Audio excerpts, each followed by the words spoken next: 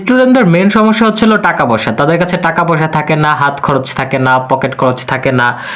মানুষের কাছ থেকে টাকা চেয়ে চেয়ে নিতে হয়, বাসা থেকে টাকা চেয়ে নিয়ে চেয়ে চেয়ে খরচ করতে হয়। এটা খুবই বিরক্তিকর বিষয়, এবং তারা সবসময় ডিপ্রেশনেও থাকে যে তার কাছে টাকা পয়সা নাই, কিছু করতে পারতেছে না। অন্মক বন্ধুরা ওইটা করতেছে, সেটা করতেছে, কিন্তু সে কিছু করতে পারতেছে না। কিন্তু এই বিষয়টাকে মিটিগেট করা যায়।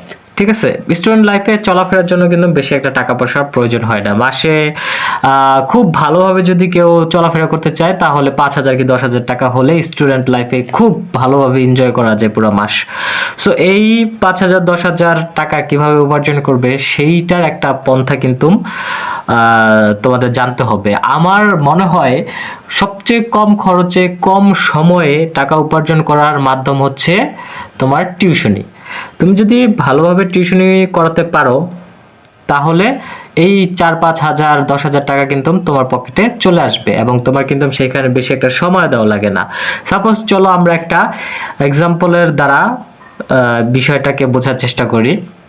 তুমি অনার্স ফার্স্ট ইয়ারে পড়ো, তুমি ক্লাস 5-এ বা ক্লাস 6, 7, 8, 9, 10-এ তুমি হচ্ছে পড়াবা। সেই ক্ষেত্রে এখন বর্তমান রেটের কথা যদি আমরা চিন্তা করি, এই খুচরো পড়াশোনার ক্ষেত্রে তুমি দেখো যেখানেই যাবা 3,000 2,000 টাকার নিচে কিন্তু কোনো ছাত্র বা কোনো শিক্ষক পড়াতে চায় না। ঠিক আছে, তো তুমি এইখানে কি করবা আমি তোমাকে বলি, টিউশনি পাওয়াটা কিন্তু খুব টাফ। তুমি এখানে তোমার রেটটা একটু কমায় দিবা। ঠিক আছে, রেটটা কমায় দিবা। ধরো যে হচ্ছে 3,000 টাকা করে নিচ্ছে, তুমি নিবা 2,000। তাহলে কি হবে, তুমি যদি 3টা টিউশনি করাতে পারো, 3টা টিউশনি করাতে তোমার দিনের ভিতর খরচ যাবে ধরো মোটমাট 3 ঘন্টা যাতায়াত ধরে, তোমার হচ্ছে ধরো যে 4 ঘন্টা। সুতরাং দিনের মধ্যে তুমি এই 4 ঘন্টা খরচ করলা। এই 4 ঘন্টা খরচ করলে তুমি দেখা যাবে মাস শেষে তোমার হচ্ছে 10,000 টাকার মতো চলে আসবে। ঠিক আছে, ওভারঅল আর কি আমি বলছি।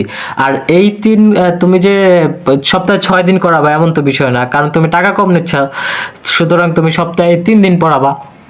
যারা টাকা বেশি নিচ্ছে দেখা যায় সপ্তাহে 4 দিন 5-6 দিন পড়ায়।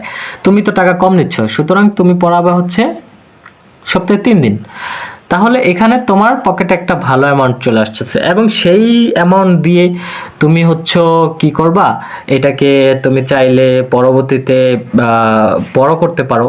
যেমন ধরো তুমি এখন 3 জন পড়াও, তুমি ভবিষ্যতে আরো 3 জন পড়াইলে 6 জন হইলো। পরবর্তীতে তুমি ছোট একটা রুম নিয়ে একটা কোচিং সেন্টারের মতো খুলে আরো 4-5 জন নিয়ে এটা কোচিং সেন্টার খুলতে পারো। কোচিং সেন্টার খুলতে খুলতে তোমার দেখা যাবে যে পরবর্তীতে তুমি আরো বড় কিছু একটা করতে পারো।